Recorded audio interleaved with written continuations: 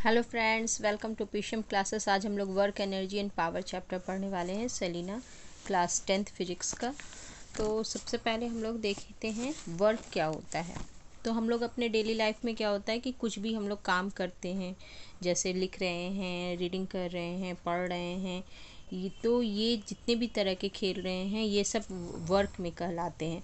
But physics के case में थोड़ा सा डिफरेंट होता है। साइंस के केस में हम लोग वर्क को तभी वर्क कह सकते हैं जब उसमें कोई डिस्प्लेसमेंट होता है। Then work is said to be done only when the force applied on a body makes the body move. That means अगर हम लोग किसी बॉडी पे फोर्स लगा रहे हैं और वो आगे बढ़ रहा है, उसमें डिस्प्लेसमेंट हो रहा है, तभी वो कहलाएगा कि वर्क हो रहा है। अब इसमें ज़रूरी नहीं है कि हम लोग जिस डायरेक्शन में फोर्स अप्लाई कर रहे हैं, जिस डायरेक्शन में फोर्स अप्लाई करें उसी डायरेक्शन में मोशन हो। मोशन या डिस्प्लेसमेंट किसी और डायरेक्शन में भी हो सकता है, बट डिस्प्लेसमेंट होना चाहिए।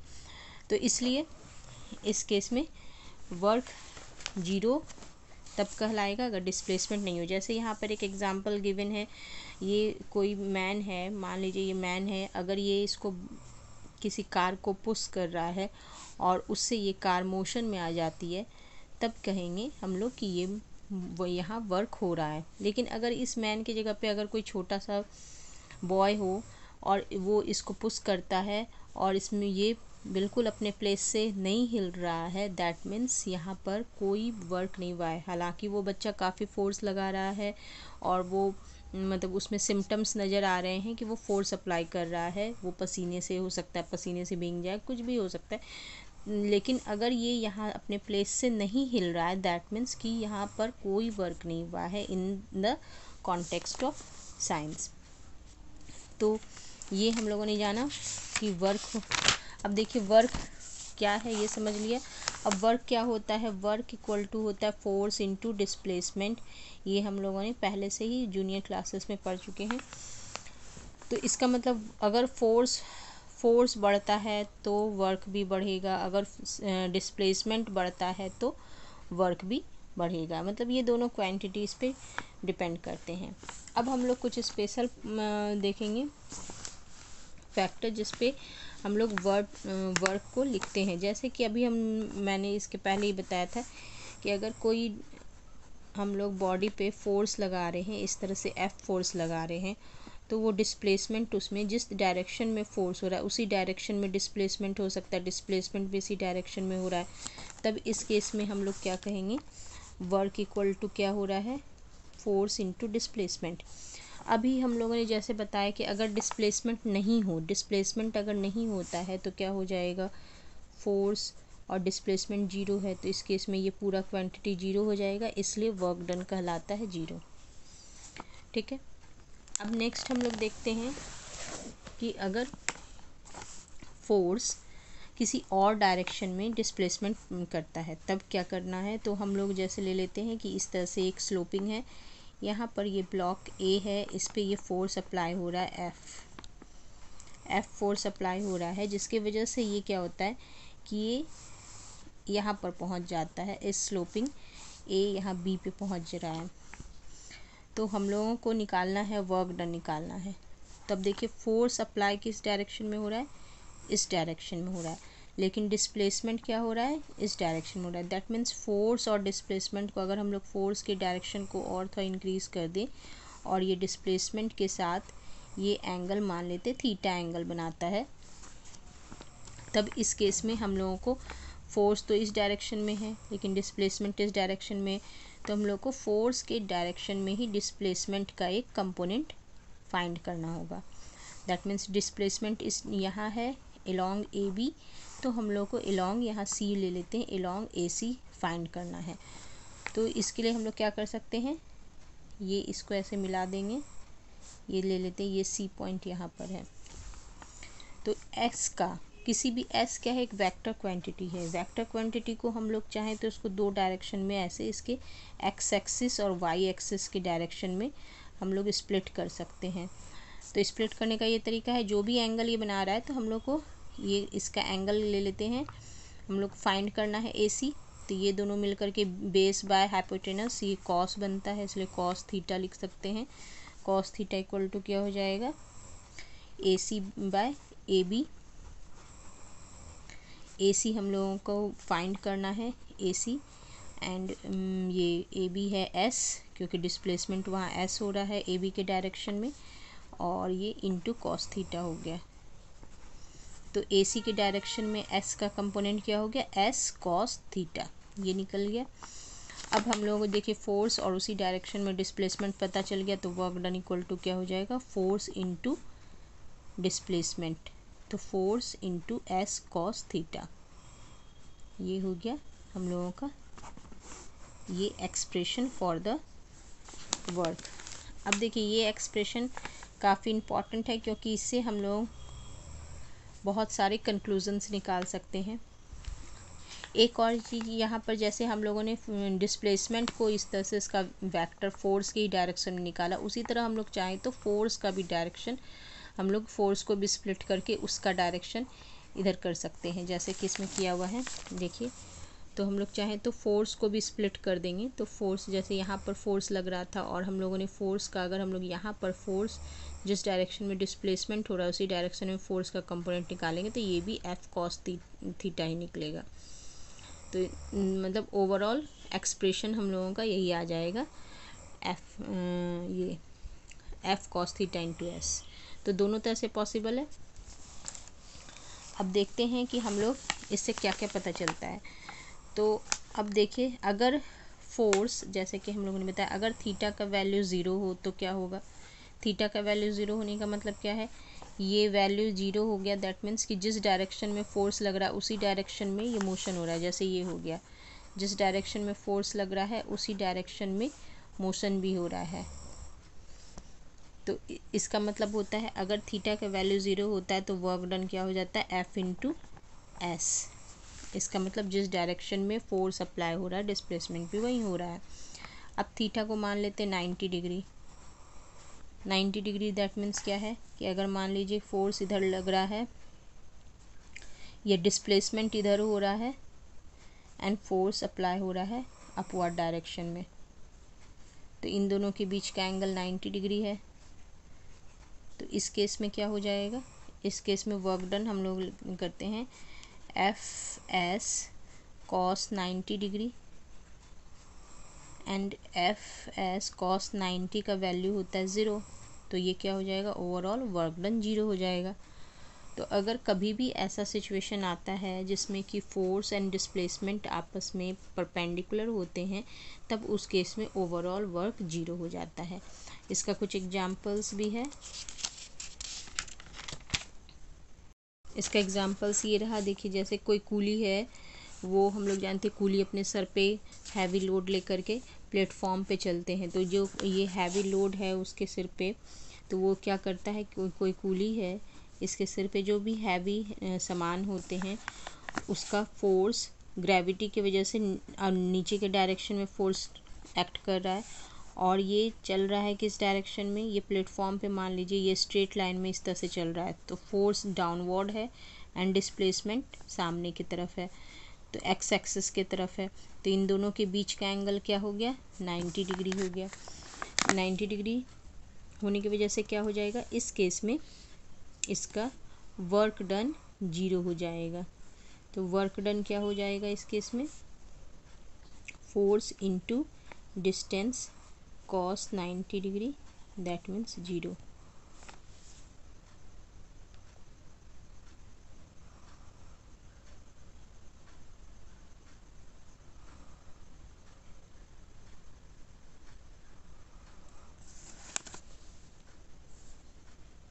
अब यही अगर हम लोग देखते हैं कि अगर मान लीजिए कोई पुली है, वो नीचे यहाँ पे फोर्स है, इसको उठा करके अपने सर पे रखता है, यानी कि इसको नीचे से उठा करके वो ऊपर उठा रहा है, ये यहाँ पर अपने सर पे जैसे रखता है, तो इस केस में वो क्या कर रहा है, फोर्स नीचे इसका mg फोर्स लग रहा है, और वो डिस्प्लेसमेंट उसके अपोजिट डायरेक्शन में डिस्प्लेसमेंट h हाइट तक करता है।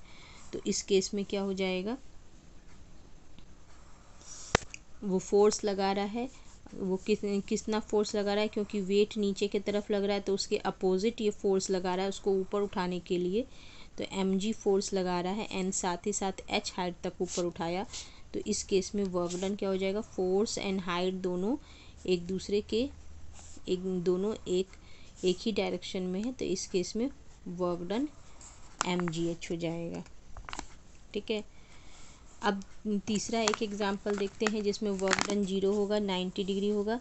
अगर कोई बॉडी सर्कुलर पाथ पे घूम रहा है, इस तरह से हम लोग जानते हैं सर्कुलर मोशन में क्या होता है कि कोई बॉडी अगर सर्कुलर पाथ में अगर घूम रहा है तो एक फोर्स जो होता है ना, यहाँ पर मान लीजिए ये बॉडी यहाँ पर घूम रहा है, तो एक फोर्स जो उसको सर्कुलर पाथ पे घुमाने के लिए चाहिए वो सेंट्रीपेटल फोर्स होता है। तो सेंट्रीपेटल फोर्स की वजह से वो इस पाथ पे घूम रहा है। लेकिन हम लोग जानते हैं सर्कुलर मोशन में क्या होता है, अगर वो स्टार्ट किया यहाँ पर से मोशन और एक कंप्लीट राउंड करता है तो डिस्प्लेसमेंट उस केस में क्या हो जाता है, 0 होता है। इन वन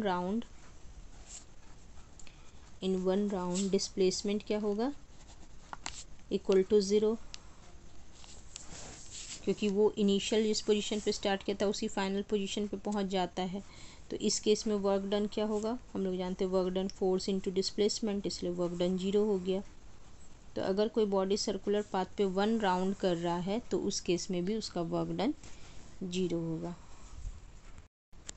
इसी तरह हम लोग इसमें ये भी दिखा सकते हैं कि अगर कोई बॉडी सर्कुलर मोशन में है, ये कोई बॉडी लगातार सर्कुलर मोशन कर रही है, तो इस केस में क्या होता है, एक फोर्स इसका अंदर की तरफ जो सेंट्रीपेटल फोर्स एक्ट कर रहा है, ये F मान लेते हैं अंदर की तरफ।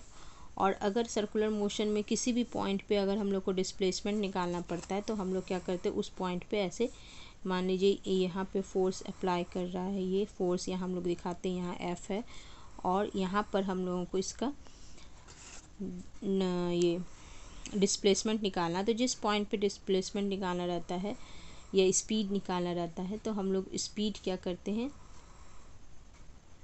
वहाँ पर हम लोग इस तरह से एक टेंजेंट ड्रॉ कर देते हैं। तो ये टेंजेंट क्या होता है, ये टेंजेंट इसके स्पीड को दिखाता है या इसके डिस्प्लेसमेंट को दिखाता है। तो अब ये टेंजेंट एंड फोर्स के बीच का एंगल 90 डिग्री है, तो इस केस में क्या हो जाएगा, work done force into displacement, and force है cos 90 डिग्री। तो फोर्स जो कुछ भी है, डिस्प्लेसमेंट कुछ भी है, लेकिन ये 90 डिग्री की वजह से ओवरऑल वर्क डन 0 हो जाएगा। तो इसलिए जब कभी भी ऐसा हो कि जब फोर्स नॉर्मली होता है, force normal to the displacement, तो उस केस में वर्क डन 0 होगा। एंड यही कारण है कि किसी भी सर्कुलर पाथ पे अगर कोई बॉडी घूम रही है तो उसकी काइनेटिक एनर्जी, क्योंकि इसमें कोई वर्क नहीं हो रहा है इसलिए उसका काइनेटिक एनर्जी चेंज नहीं होता है और न ही उसका स्पीड। काइनेटिक एनर्जी क्या है, स्पीड पे डिपेंड करती है, तो काइनेटिक एनर्जी एंड स्पीड ये दोनों कांस्टेंट रहते हैं, दैट मीन्स चेंज नहीं होते हैं। ठीक है, ये दोनों कांस्टेंट होंगे। जबकि इस पर कोई फोर्स एक्ट कर रहा है, तो हम लोगों ने क्या क्या जाना, कब किस किस कंडीशन में हम लोगों का फोर्स या वर्क डन 0 हो सकता है। तो अगर 2 कंडीशन है, अगर कोई भी डिस्प्लेसमेंट ना हो, जैसे हम लोग इसमें देखे थे डिस्प्लेसमेंट 0 आ गया, अगर कोई डिस्प्लेसमेंट नहीं हो, दूसरा अगर फोर्स एंड डिस्प्लेसमेंट दोनों एक दूसरे के नॉर्मल हो। अब तीसरा केस एक ऐसा भी आएगा जिसमें कि फोर्स क्या होंगे, डिस्प्लेसमेंट के जस्ट अपोजिट होंगे। जैसे कि हम लोग देख लेते हैं, कोई बॉडी को हम लोग ऊपर की तरफ फेंकते हैं, कोई बॉल है, कोई बॉल को ऊपर की तरफ फेंकते हैं, तो इस केस में क्या होगा, जब हम लोग ऊपर की तरफ फेंक रहे, मान लेते हैं कि ये A से B तक पहुंचता है और इसके बीच का हाइट h है, तो इस केस में इसका ये डिस्प्लेसमेंट अपवर्ड डायरेक्शन में है। लेकिन हम लोग जब ऊपर से नीचे की तरफ फेंकते हैं तो हम लोगों को क्या है, इस पे जो फोर्स, ग्रेविटी फोर्स एक्ट कर रहा है वो नीचे की तरफ एक्ट कर रहा है। ग्रेविटी उसको नीचे की तरफ से खींच रही है, लेकिन ये ऊपर की तरफ मोशन कर रहा है। तो इस केस में फोर्स एंड डिस्प्लेसमेंट दोनों का डायरेक्शन अपोजिट है, तो जब अपोजिट डायरेक्शन होता है तो हम लोग क्या करते हैं, जब जैसे ये हो गया डिस्प्लेसमेंट, यहाँ हो गया फोर्स, तो इन दोनों के बीच का एंगल 180 डिग्री हो गया। तो एफ एस कॉस 180 डिग्री, इस तरह से लिखेंगे, F into S cos 180 degree. और कॉस 180 डिग्री का वैल्यू क्या होता है, -1, तो इसलिए इसमें वर्क डन हो जाएगा माइनस एफ एस। तो work done equal to minus F S. तो इसलिए इस केस में जब कभी भी हम लोग वर्क डन निकालेंगे तो वो नेगेटिव में आएगा। तो यहाँ फोर्स हम लोगों का नीचे mg है एंड डिस्प्लेसमेंट h है और नेगेटिव, तो माइनस mgh वर्क डन हो रहा है, that means work done negative है। इस केस में वर्क डन नेगेटिव होगा। तो यहाँ तक हम लोगों ने देख लिया वर्क डन नेगेटिव कब होता है, वर्क डन जीरो कब होता है, ये सब हम लोगों ने देखा। अब हम लोग ग्राफ से देखेंगे। तो देखिए, ये अगर कोई भी ग्राफ हम लोग को गिवन है, फोर्स एंड इस तरह से यहाँ डिस्प्लेसमेंट का कोई ग्राफ दिया रहता है, तो हम लोग जानते हैं फोर्स इनटू डिस्प्लेसमेंट क्या होता है, force into displacement work done होता है। तो जब कभी भी हम लोगों को इसका ग्राफ ऐसे करके दिया हुआ है और हम लोगों को इसमें से वर्क डन निकालना है, तो वर्क डन निकालने के लिए बस हम लोगों को इस ग्राफ का एरिया निकाल लेना है, क्योंकि हम लोग जानते हैं एरिया निकालते हैं तो क्या होता है, ये दोनों क्वांटिटी का प्रोडक्ट हम लोग निकालते हैं, इन दोनों को मल्टीप्लाई करते हैं। तो जब कभी भी हम लोगों को जो भी इस ग्राफ से निकालना है वो इन दोनों के प्रोडक्ट से मिल रहा है, अगर वर्क डन निकालना है इन दोनों के प्रोडक्ट से मिल रहा है, तो हम लोग इसका एरिया फाइंड कर लेंगे इस ग्राफ का। तो इस तरह से हम लोगों का वेरिएबल फोर्स का भी ग्राफ हम लोगों को मिल सकता, वेरिएबल फोर्स के ग्राफ से हम लोग वर्क डन निकाल सकते हैं। और यहाँ x एक्सिस पे डिस्प्लेसमेंट है, y एक्सिस